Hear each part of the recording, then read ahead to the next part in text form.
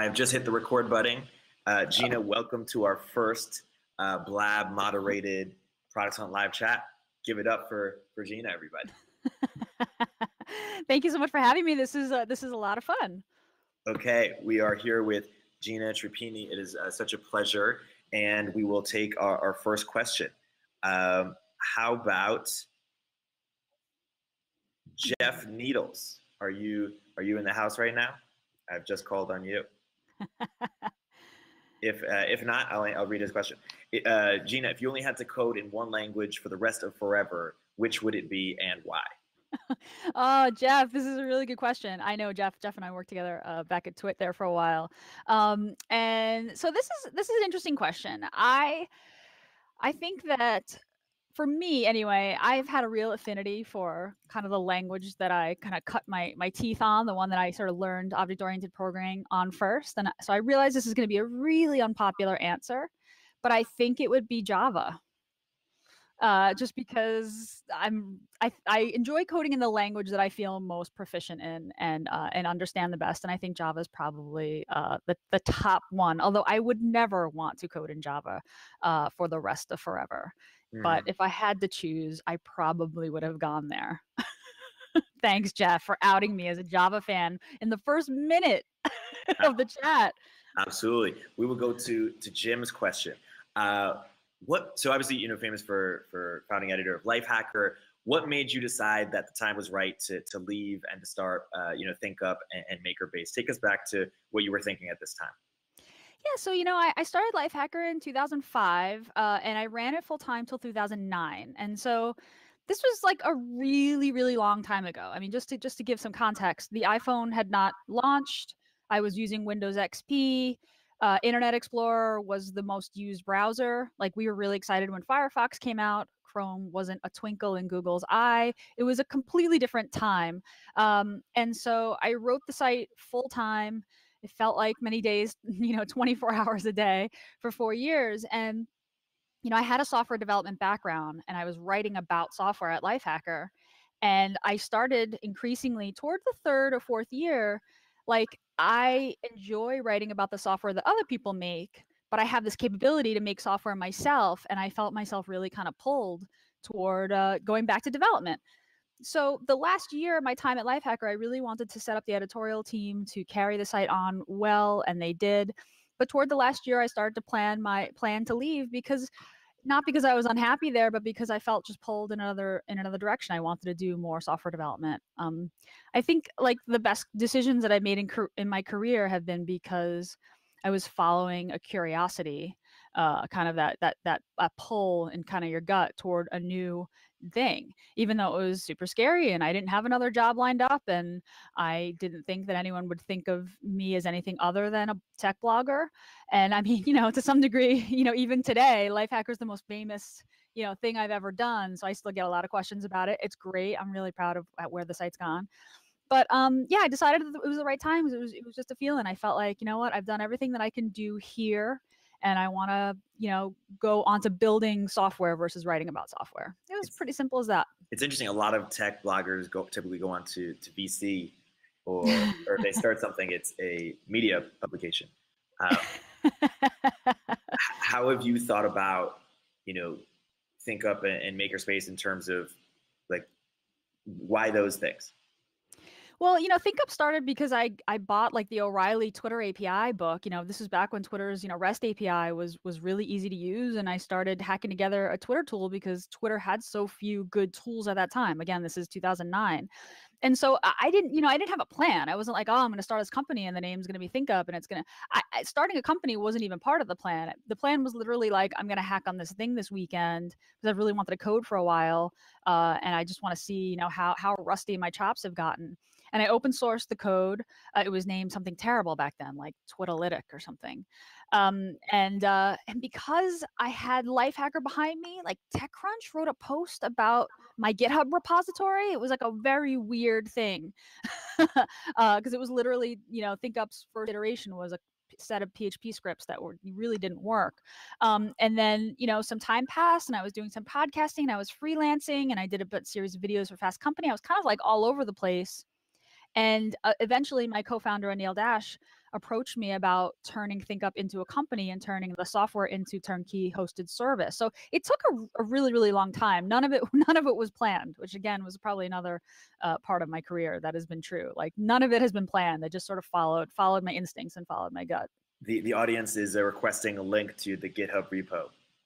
Oh, sure. It's let me post it right here. Hold on. I will post it in the chat there. Awesome. It has been moved since then to my company's repository, but here. We'll get to some more of these questions in a second. But while we're on the topic, how do you you've been working with Anil for quite a while. How do you guys think you complement each other and you guys kind of fit an interesting niche in the tech ecosystem? Yeah, so Anil is in my relationship. I mean, geez, founders, we're work spouses. I think that co-founders have a really special, complicated, close relationship. I mean, I often I often compare it to being married to someone who you're not in love with and who you don't have sex with, but that you do have to deal with huge financial responsibilities. Sounds and you amazing. Don't have, it doesn't it sounds amazing. And like you don't have children, but you do have employees. And the decisions that you make about your company and whether or not you succeed affect their lives and their kids' lives. Like, so that's a really good question. I think Anil and I are very similar in a lot of ways in that we share a lot of values around software product development and around, culture around technology. And I think we're very different. We're certainly very different work style wise. So for a long time, I lived in San Diego and Anil lived in New York, and we worked primarily remotely through, Slack or Campfire and Skype meetings, that kind of thing. And then when I moved to New York, we were on site together a lot more. And that's, I think, when our very different work styles really kind of revealed themselves. And I have to say, and I think he would agree, that it was quite a transition. Anyone who knows Anil Dash, he talks a lot and he's got a lot of opinions and they're often controversial. And he's the kind of person that really thinks aloud, and the way that he figures out what his opinion is by kind of just putting it out there and then arguing with people about it or debating about it. And I'm the exact opposite. I'm an internal processor. I need time alone to think things through. I'm not much of a talker, despite what I am doing right now. So that was definitely an adjustment. I think he and I have really come a long way in figuring out, what the best way to work together is. I'm really big on to-do lists. He keeps everything in his head. It's all the things that you have to deal with when you're, kind of collaborating with another person. I think that our collaborations have been extremely fruitful. I think some days we drive each other crazy. I really appreciate, he has a skill set that complements mine very, very well. He'll get up on stage and speak, and that's like he does it so well and easily. He can present in meetings very well, and I prefer to be kind of heads down and working on the technical stuff. And so, which I think he finds more arduous and difficult and frustrating. So we complement one another really well, and I feel really lucky to have been able to collaborate with him for as long as we have. You're both also fierce advocates for diversity. Yes. Very much so. I always say that I think he's maybe more of a feminist than I am, which is, which is interesting. Yeah. Definitely. Let's move on to podcasts. We've just expanded there, obviously.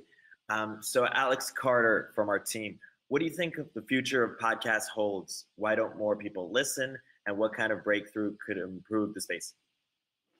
I think podcasts are at this really, really interesting point right now where I feel like they have the potential to just to blow up. I started listening. The last show I just finished was Gimlet Media's Startup, which is a great show, and the production values there are amazing. And podcasting is a very intimate medium, and this is part of the reason why I agreed to do this live video chat with y'all versus text. There's something about seeing someone's face and hearing their voice, or just hearing their voice, that's you feel very close. I've been podcasting at Twit, on This Week in Google, and All About Android for 5 years now. And there's a listener and a viewer, and there's a fan, there's a follower that comes out of those podcasts that I never got after 5 years at Lifehacker, because people were just reading my name and reading my words. So it's an incredible medium. I think that a lot of problems with it have to be solved. I think that, in a situation like with Twit, with This Week in Google, which is a panel show where you discuss tech news for 90 minutes, not having transcripts, not having an easy way to search or point to a certain place in the discussion, is really difficult. I think discoverability is a huge problem in podcasting. There's still not an easy way. iTunes just isn't it. I don't think, I use Pocket Cast, which is a great podcast client, and their recommended shows is good, but I still feel like that's a huge nut to crack. There's not an ezy way for the audience to interact with the hosts of a show as well, which is something that, on a website, when there are comments, well, I mean, even though that has its own set of problems, there's not an easy way for folks to get back in, and similar, it's hard for, I think, a small podcast to get the distribution, and it takes a long time to edit a show and get it up there. So there are a lot of technical problems to be solved, but I think that people are starting to take podcasts a lot more seriously, especially after the hit that Serial was, and especially after, companies like Gimlet are really doing like advanced, well-produced narrative storytelling, which is my favorite kind of podcast to listen to. What are some other favorite podcasts?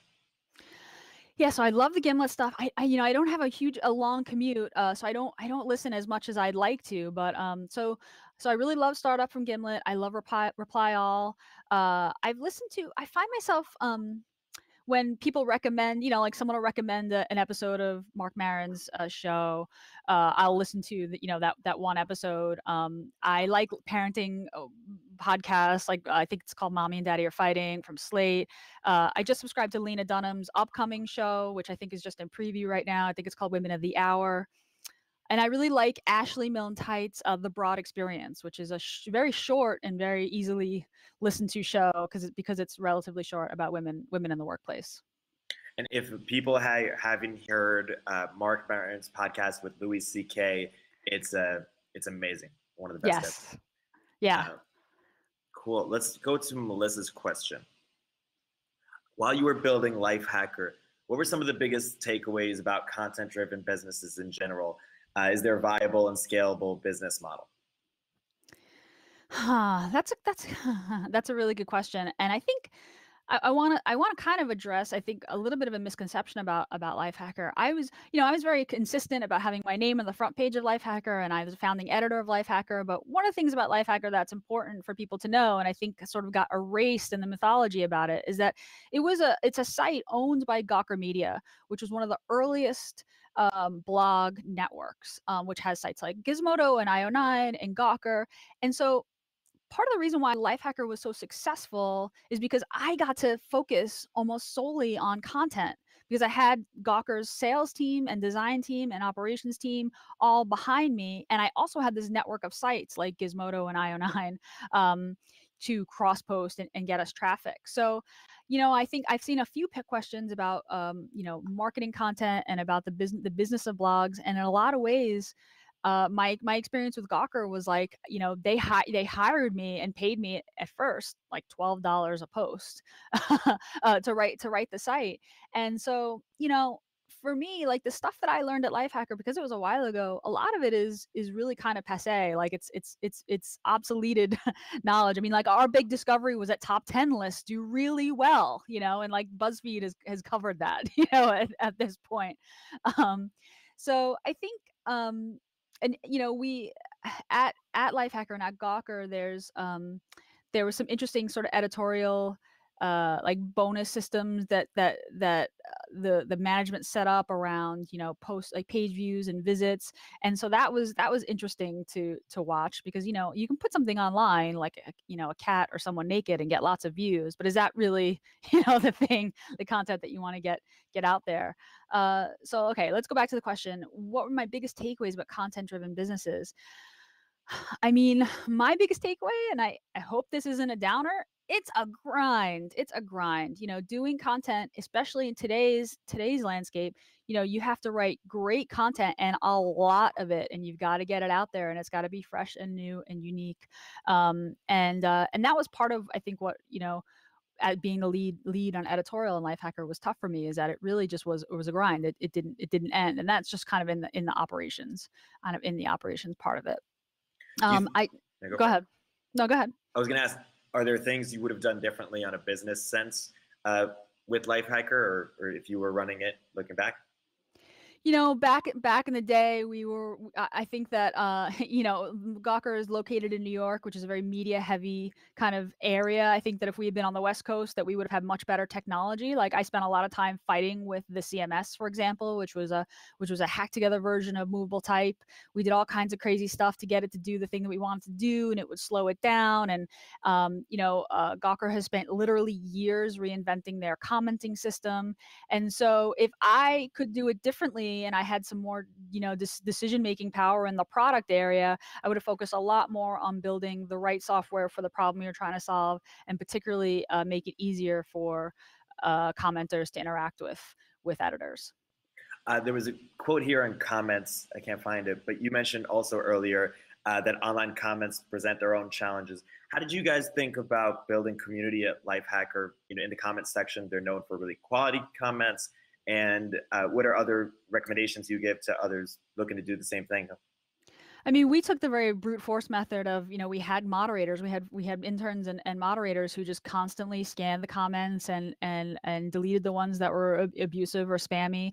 It was just constant garden tending. And I always use a Metafilter, which has been around for years and years and years. I think is one of the best communities on the web because they take the same approach. It's human moderators making sure that people are staying on track and getting the, kind of the abuse and attacks and the, pointless comments out of there.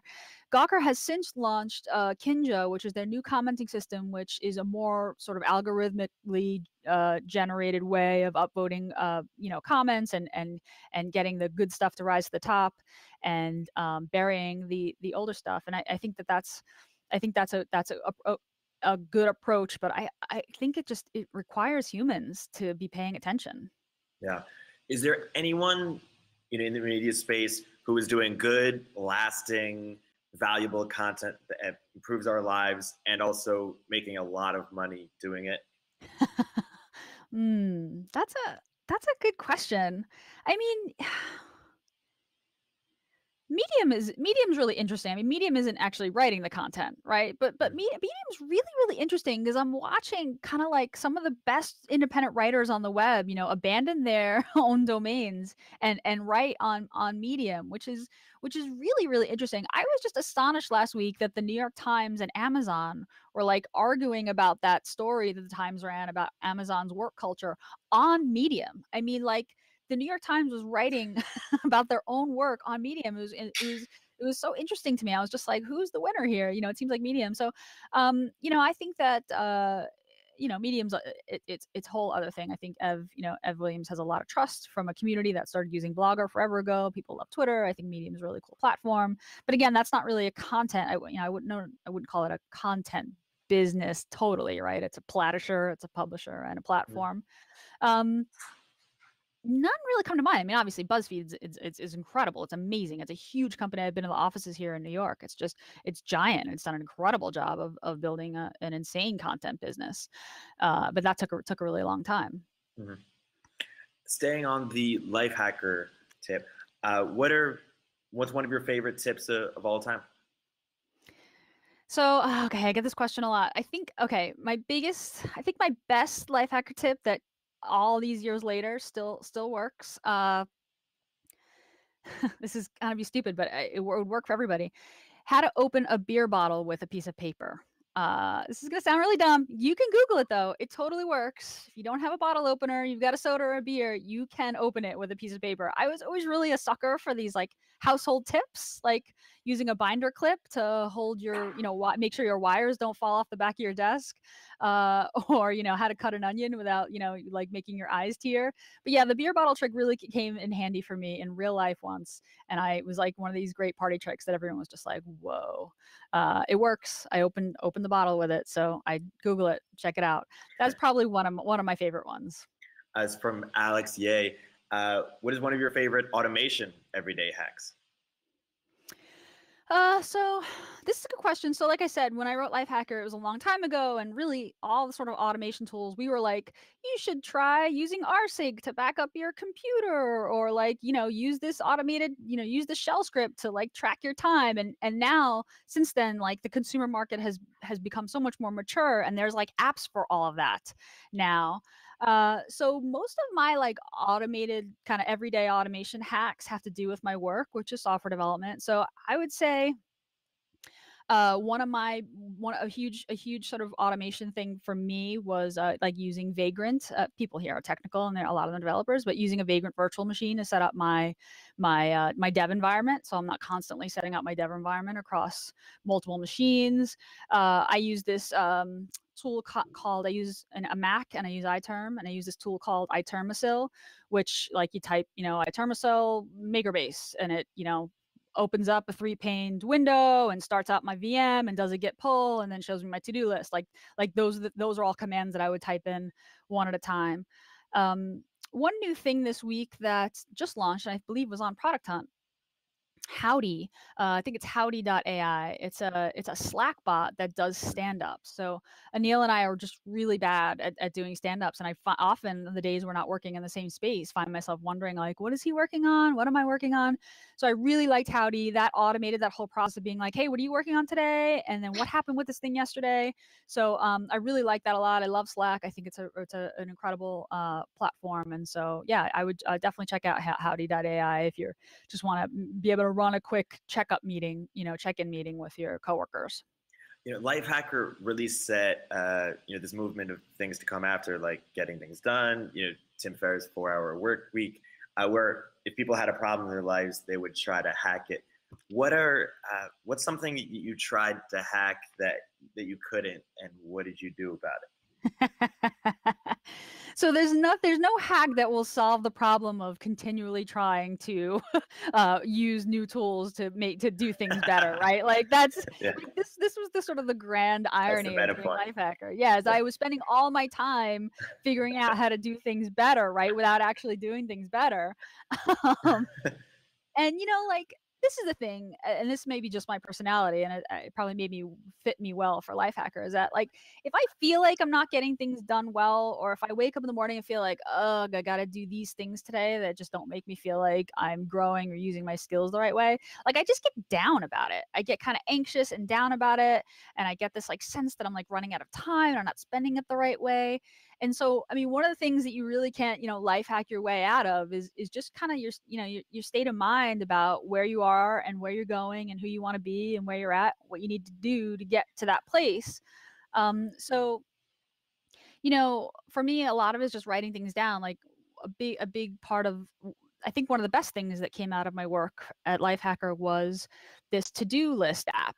I had literally reviewed hundreds and hundreds of to-do list apps that all had like flags and stars and labels and dependencies and sharing and all this crazy, insane, really complicated stuff.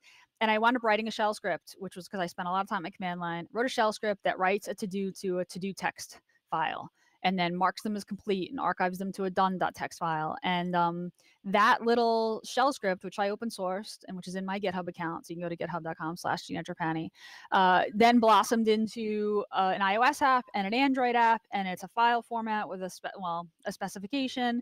And so I use that every day. I call it the shell script that runs my life. And a lot of, my like day is just thinking, what do I need to do today?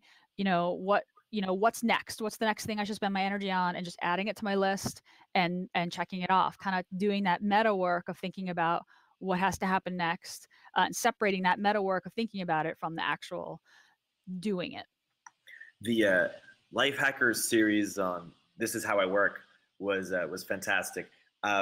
Whose work style were you most impressed with, and why? Oh, wow. I don't know off the top. This is so funny.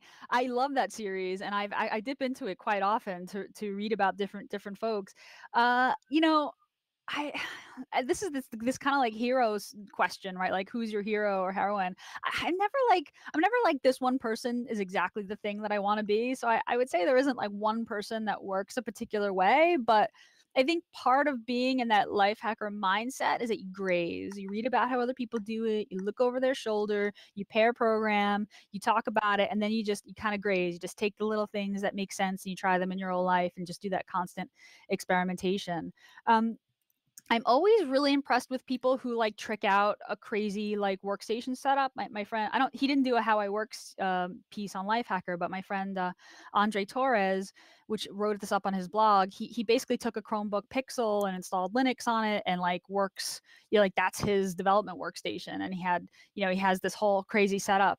It wasn't too crazy, but his whole setup is like command line and browser tabs. And I was just so impressed with his dedication and like this like very minimalist desktop.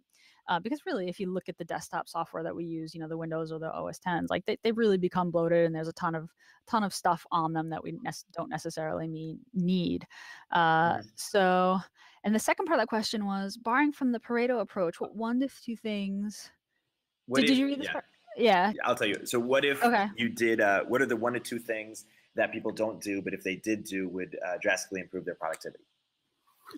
I think, so this is a very, my answer is in the David Allen's Getting Things Done system, he has this weekly review concept, which is like at the end of every week or at 1 day per week, you sit down and do this kind of like a little bit of an overview on a week-to-week basis. What's bugging me? What open loops do I have? Writing those all down, figuring out what the next action is, and then going from there. So I think that having that daily 5-minute, what do I need to get done today, and having then that weekly kind of step back. Now you have to step away from your desk. I often will take a notebook and a pen and just sit and write, someday, like what's on my mind, not a journal, but like, what are the things that are bugging me or the projects that I haven't quite figured out what to do next, and have that thinking time. Sometimes it happens when you're like on a train or in the shower, because you have that like, a little bit of time when you don't have to do something in front of you. But I think that's something you kind of have to work into your life. So having that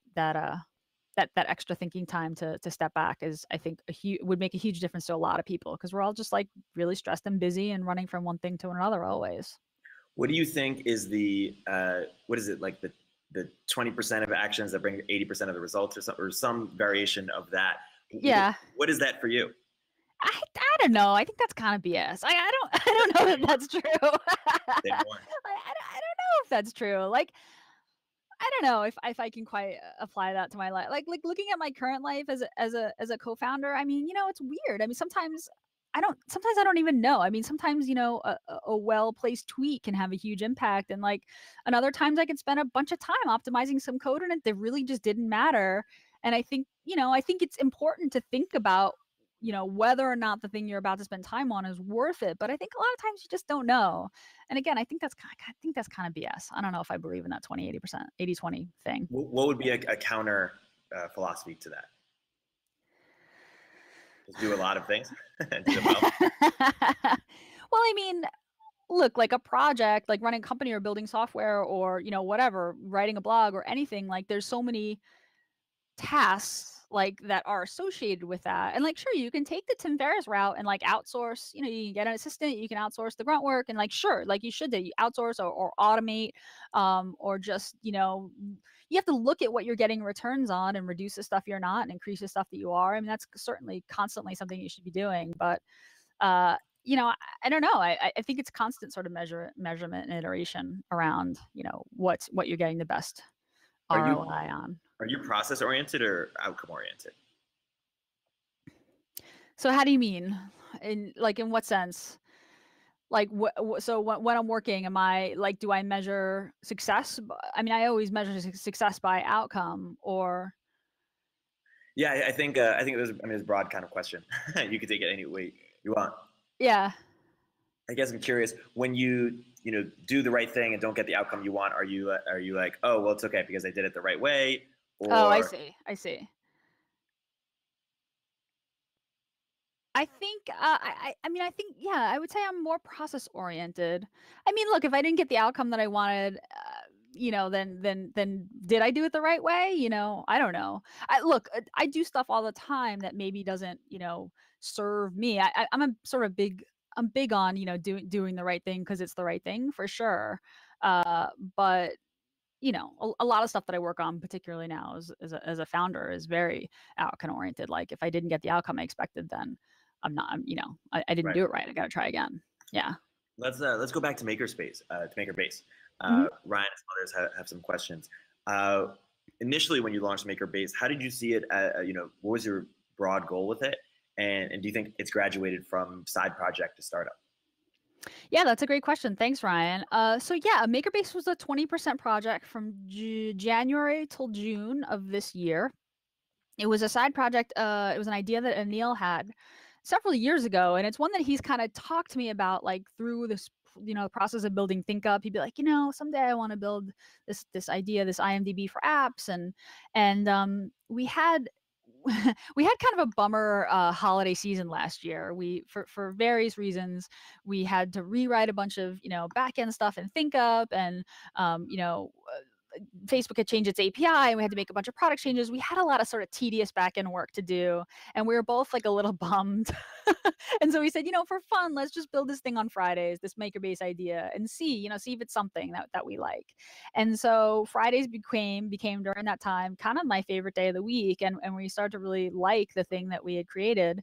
And then we wound up, the White House was doing its first ever demo day event, and this was in August. And Anil had some contacts at the White House, and they were inviting various startups to come and demo their new product. And we were very lucky and privileged to get invited to the event and to be included in the press release. I didn't get to shake the president's hand or do a live demo because they had a limited number of companies that could do that, but it was really neat. And so that for us was like a goal, like, okay, we're going to launch MakerBase. It's going to be ThinkUp's new product, and we're going to see what the response is like. And we were going to make decisions about what to do about it, keep it a side project or make it a real product depending on the response. And so that was in August. And the response was very good. It was very, very strong, and people seemed to be taking to it very well. We had a nice strong launch with a big uptick of users. So we decided to split our time across ThinkUp and MakerBase, which I really like because MakerBase is a free product, which is sponsored with the business model of sponsorships. It's ad based. We launched with sponsorships from Hover and MailChimp and Slack. And ThinkUp is a paid subscription product. So we have kind of diversified revenue streams, and the two products share a lot of code. It's a framework that I built, and they share color palette, and they share a lot of the same language and values. And so we've been kind of splitting our time between the two, and depending on what products require attention. Like, we're going to start working on ThinkUp's kind of end of year analytics, which are really big time. People love their end of year Twitter stats and Facebook stats and Instagram stats. So we'll be working on that more. But so the answer to the question, has it graduated from a side project to startup? It's part of ThinkUp LLC, which is my startup. So it's a product of ThinkUp. And it definitely has graduated from I would say from a side project to a full-fledged ThinkUp product. So I'm pretty happy about that. And what would you say is the grand vision of ThinkUp as you envision it? So ThinkUp, the product ThinkUp, was the idea there was to kind of find, from this very high level, find more meaning in the time that we spend on social networks. So seeing the way, how many times, you thank someone or you are thanked, or seeing the way that you speak, the words that you use the most, or the most popular, tweet or post or photo from a year ago, kind of getting reminded about the different kinds of relationships and ways of presenting yourself online through stats, through like a very kind of analytics. There underneath ThinkUp is social analytics. It's actually a lot of Twitter's own analytics has a lot of similarities, but because we're not Twitter, we were able to kind of say we could do things that Twitter maybe couldn't, like say use the F word 3 times last month. Like, were you angry? Like, that was more than the month before that. Or you talked about yourself like a whole lot this past month. Like, is everything okay? That kind of thing.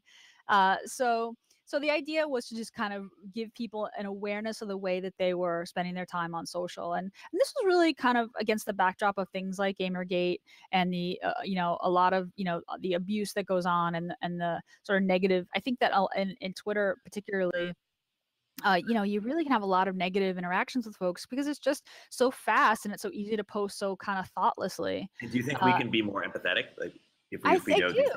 I do. So? I think. Yeah, I think that I think there are a lot of different ways to be more empathetic and be more mindful about what we're putting out there. And I think some of it is just reflecting ourselves back, being like, why did I spend 30 tweets arguing with this person? Or like, why did I put down this thing that someone made, they gave it their best shot, and all I said was fail. I think that when you mirror back, when you look at the way that people respond, when you see both the positive and negative ways that people respond, or the way that you speak, I think that it can really, we have this one insight that's just like the words, the like top 4 words that you used when and everything that you posted online in the past 2 months. And I think that's really, really revealing of like, oh, this is what I'm talking about, versus, and other things that I care about.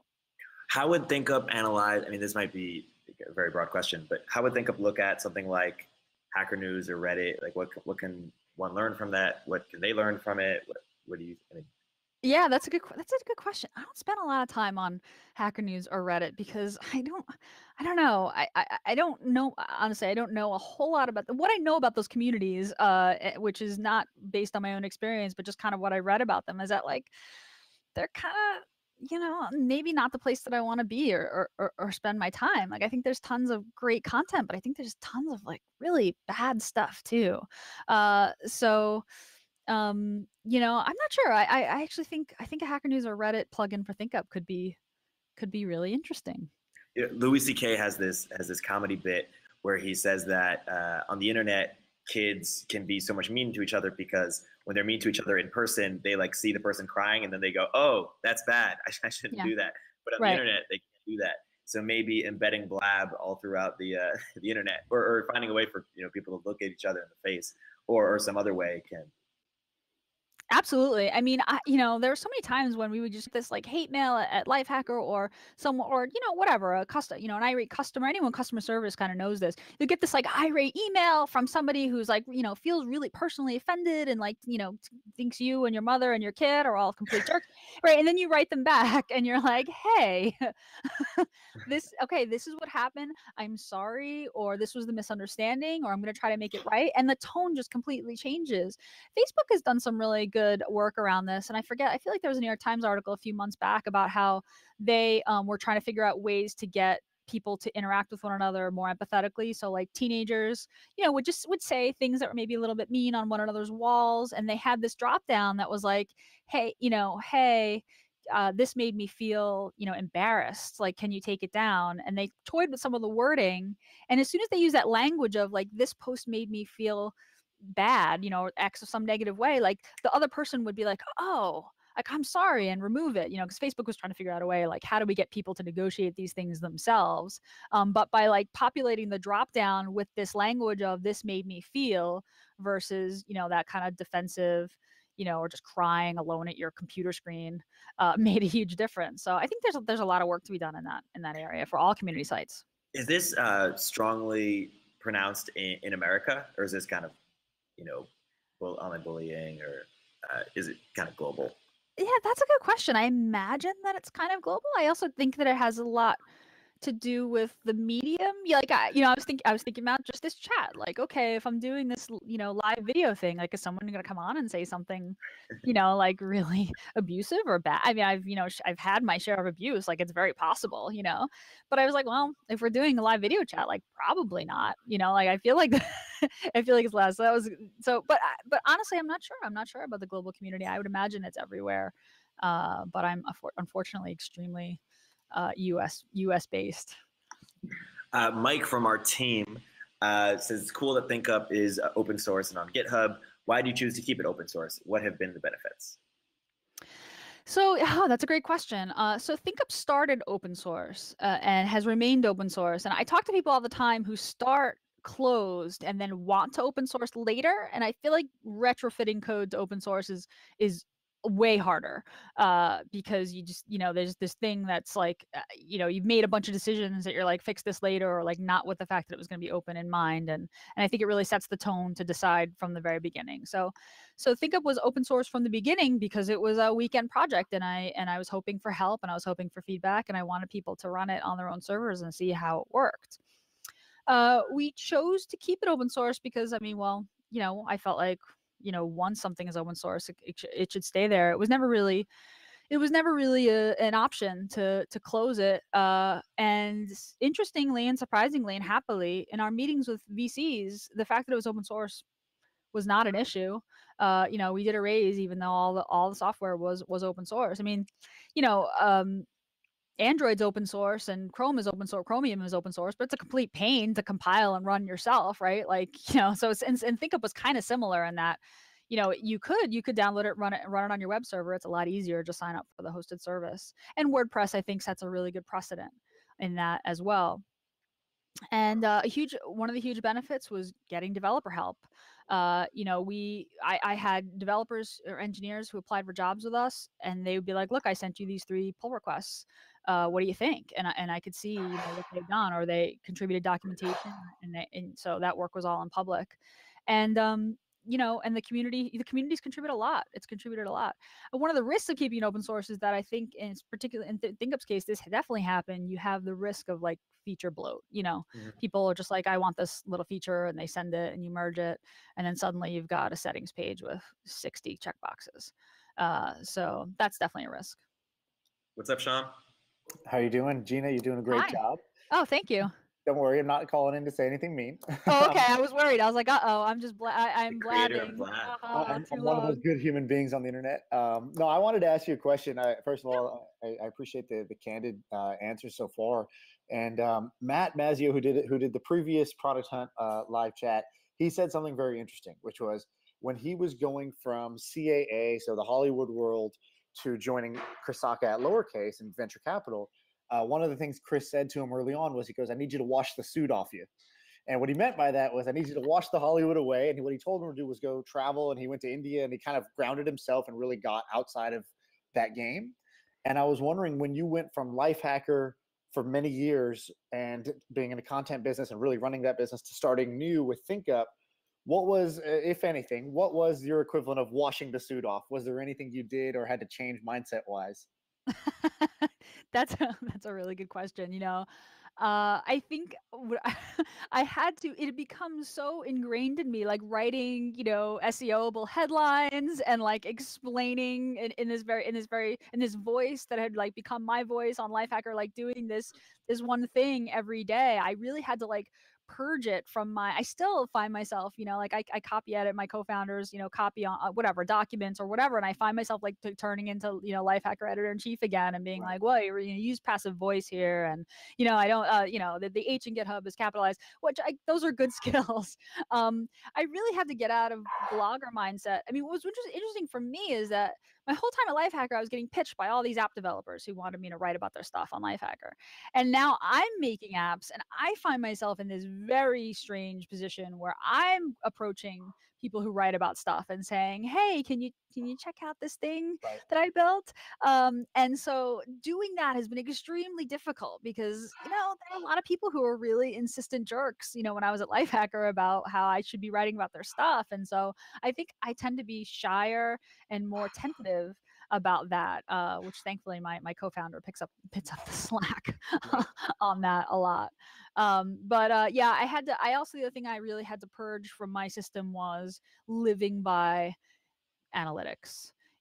Every day at Lifehacker, I was just watching the page view charts, watching the visits charts, watching the lines go up, and the fact that I couldn't measure my success that day based on a traffic chart after I left the site was very weird and off-putting, and felt like, but what does my life mean if I don't have, thousands of people like looking at my website today? So that was an interesting transition as well. Awesome.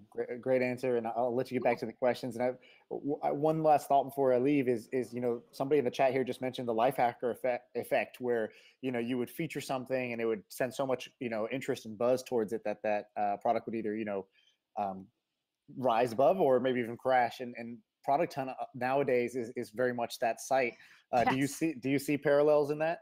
Oh, absolutely. Yeah. I mean, geez, when my friend, if a friend of mine says, "Oh, we're on Product Hunt today," I'm like, gird your loins. Like, I wish you a stable server day. Like I know it's a great thing. It's a great thing, but yeah, it can be. And I would always feel bad about it. I feel bad. Well, first, I feel bad that I sent my readers to a site that couldn't handle the traffic. But yeah, there are a few Lifehacker posts that, particularly to like personal blogs and stuff, where people would just be like, "What just happened? Like, WordPress went down. My host can't handle it." So yeah, and Product Hunt, in a lot of ways, has like become this kind of like automated automated life hacker in a way. Is like Product Hunt is really the, you know, the best place to find new stuff, new apps every day. So it's really neat actually to see people launching their apps, you know, really on Product Hunt. You know, back in the day it was Dig, you know, when Dig was the little yellow badges. So it's really neat to see. I think, you know, it's really neat to see that happening with Product Hunt. And Cool. Thanks. Dig just launched their own version of Product Hunt Live Chat or AMA. So full Oh, did circle. they? Wow, interesting. So you're it's a rare talent for someone to be able to both write really well, like really, really well, and code really well. How do you think about that? You know, are they similar? You know, how do you think about it in terms of yourself? Yeah, I mean, I think there are a lot of similarities. I think that I really believe that the software that you build is really an expression of your values. And I think this is something that I want more developers, particularly developers at big companies or developers that have obligations to, you know, investors or bosses or managers, that they, you know, think about what they're building and infuse their own values. And it's an expression of yourself, not just the code, the actual code, but the product and the kind of behavior that it enables the user to perform. So I do think of it that way. But they're also like really different. You know, writing an essay that tells a story, you know, is a very different thing and has a different effect on people than creating something that people use. I happen to prefer coding right now because I think I kind of burnt out on writing there for a while. Because I like the idea that I'm building a tool that people use over and over and over again. Whereas when you write, you know, something, you know, people read stuff and there's so much stuff to read now that it can make an impression in that moment, but then they kind of move on. But it's good to have both of those skills, and I encourage all writers to look a little bit into writing code and the other way around. Yeah. We'll do some rapid fire questions. These don't have to be rapid fire answers, of course.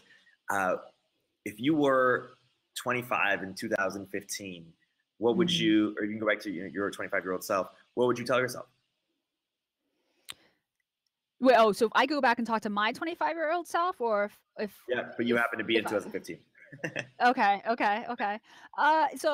So the thing that I would tell myself is to I think that I would tell myself to stop qualifying so much. I think that it would be about confidence, being confident, acting confident, even if I wasn't feeling confident. I think that I would tell myself to build a brand or an audience around myself, whether that's my legal name or a screen name, but to like do as much work in public as possible and to build kind of your own network, to write as much as possible, to put your code out there in public as much as possible, do the work that you can do in public as much as possible. Say more about that. Did you feel that you were doing work behind someone else's name or brand and not accruing the benefits? Or well, before I started doing Lifehacker, I was working at, you know, a couple of companies. I worked at a couple of companies as a developer, very much kind of totally behind the scenes. And I think that in, you know, today's day and age, I think a lot of people have jobs like that, and I think that those are important jobs to have. But I think also then, as a creative person, if you aspire to be a creative person or creator, which I do, that there should be something else. There's something personal that you are doing in public that you can point to. It's funny with MakerBase. You know, MakerBase is all public and it's for projects that are public. And I've heard a few people come to me and say the stuff that I work on is under NDA, or it's, you know, it's for you know, it's for an employee or it's an intranet and I can't post it here because I can't, and that sucks.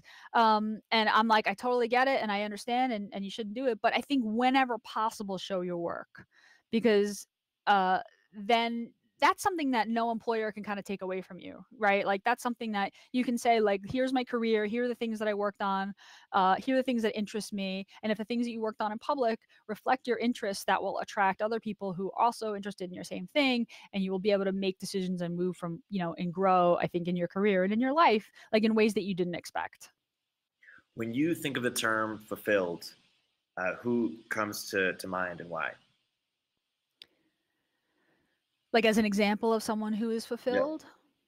Yeah. My mom. My mom was a New York City public school teacher for 30 years. She taught underprivileged kids how to read. And part of the reason why she did that, and she didn't realize this until like years later, is that my grandmother was illiterate. My grandmother had immigrated from Italy, and my mom would ask her for help with her homework or ask her to check her homework. And my grandmother would always say, yeah, looks good. Yeah, looks good. Yeah, looks good. And it took my mom years before she realized that my grandmother couldn't read. And so then my mom became a reading teacher, and she has since retired. And I think that she has a lot of peace and happiness about the way that she spent her best years. And that's something that I really aspire to. If I ever do get to retire, which I kind of don't think I will, but if I do ever get to retire, I do want to look back and say, yeah, I spent that time well. Mm-hmm. It's a great answer. What would the self of yourself 2 years ago say about yourself today? Myself of 2 years ago. What would I say about myself today? That's a really. I think I would always say about myself that I worry too much. I think I just worry too much. I think that there are things that you can control and things that you can't control, and I often find myself dwelling on things that I can't control, and that's definitely not time well spent. So that's something I'm kind of always working on. How do you think one could not worry about things they can't control? Because that's something we all do. Yeah, I don't know. My kid is 3 and she loves Frozen. This is going to be the most cliche answer ever, but I literally sing "Let It Go" to myself. I sing "Let It Go." My co-founder and I also sing it to one another. Like if one of us is really just like, this stupid thing, and we just let it go. We sing with one another, and that's like, I think that, like, seriously though, like personal mantras, taking a breath, going for a walk, like those are the only things. Like self-care along those lines, I think really makes a huge difference. Like good sleep, eating 3 squares, and taking a breath. Like that's what you got to do. Some people in the audience don't know which song we're referring to. Do you think you could sing? I'm the worst singer. I can't do that to you folks. I really can't. I can't do it. It's on YouTube. I promise. There's many versions on YouTube. Yeah, the other night I was at a bonfire and I wanted to sing "Let It Burn" by Usher, but I didn't remember it, and so I kept singing just "Let It Go," but instead "Let It Burn." I had to go back. This is from Josh. Gina, what's the best advice you ever received, and who was it from? My dad. My dad told me when I must have been around 11 or 12, and I was hemming and hawing about something that I wanted from a teacher, and I was being shy. I was being too shy to ask, and he said to me, "You always have to ask for what you want." Sounds really, really basic, but I hear that in my head a lot when there's something that I'm wishing for, or there's a miscommunication with a person, or I'm wanting something to happen, and I'm not. You have to ask. You got to put it out there. I'm not going to get all weird and like secrety on you, but like you have to articulate what it is that you want. You have to go after it, and unapologetically, and not feel bad about it. So yeah, always have to ask for what you want. Say more why secrecy is really weird, and the secret basically, if you think it will come or something. Yeah. I mean, it's that whole law of attraction thing. Yeah, there's some book that, like, if you like wish really hard for $1,000, it'll show up in your mailbox. Like, I think that's the. Yeah, no, I don't. I don't believe in any of that. I'm pretty. I don't believe in any of that, right? But like, but I do believe that you can articulate what you want. You can tell people about it. You can line up, your life and put things in motion that will, kind of, if you're lucky and the planets align, get you to where you want to go, or maybe show you that that's not what you wanted to begin with. But until you put it out there, I think that that's the most important first step. And especially for someone like me, who's a little extra shy and introverted and has a hard time, asking for help sometimes. Yeah. What products are you most excited about these days? So I think I mentioned Howdy earlier. Really, really excited about that. I think it's really cool. Love Slack as a platform. I also started using, this kind of goes back to my ever a blogger, I guess. There's a little app from some folks in a small company down in Australia, Little Logs. I think it's littlelogs.co. I've been using it lately. It's just like a devlog. Well, I mean, they mean it for developers. It really can be anything. It's a short journaling application. It's kind of like a commit log for your life. Like, what did you work on today? How did it go?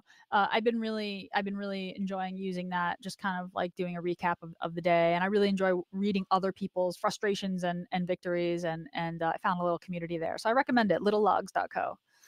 Do you feel like you have a sort of cross to bear or kind of guiding philosophy that motivates you to do what you do? Or is it more just doing what you enjoy?